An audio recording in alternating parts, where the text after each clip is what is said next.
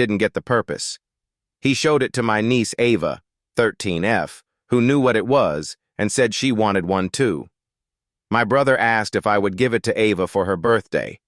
I said no, it's for my wife, but I could make one with Ava. It would help teach her some basic woodworking skills which they don't do in schools here anymore. I'd like that.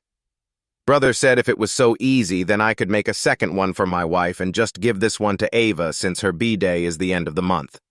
Again, I said no. This was done specifically for my wife. He seemed to accept that, but then came back to me and said, "Isn't it a little weird to make a dollhouse for an adult woman?"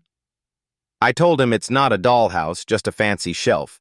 He argued that makes it worse, because Ava would actually play with it. He must have gone to complain to Mom about it. He is the younger brother, because Mom called me to tell me that it was stupid to give my wife a dollhouse. I tried to explain that it's not a dollhouse, but she just kept saying, "That's stupid." This weekend I was at their house and Ava kept bringing up the house and laying it on thick with statements like, "I've always wanted one just like it." She kept asking why my wife wanted a dollhouse. I said it's not a dollhouse, but she kept asking why she needed a dollhouse. I told my brother that he was encouraging his kid to be manipulative, and I really didn't like it, so I was going to leave. He told me that I was dangling the house over her head like McDonald's and teasing her, and that it made me a bad uncle. Being a good uncle is important to me, and I do feel for the girl because she's a big fan too.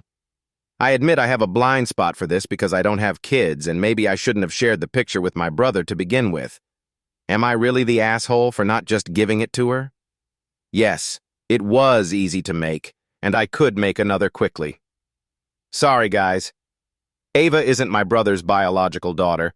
There's a long story involved that I didn't want to add, but I should have realized the age would be surprising.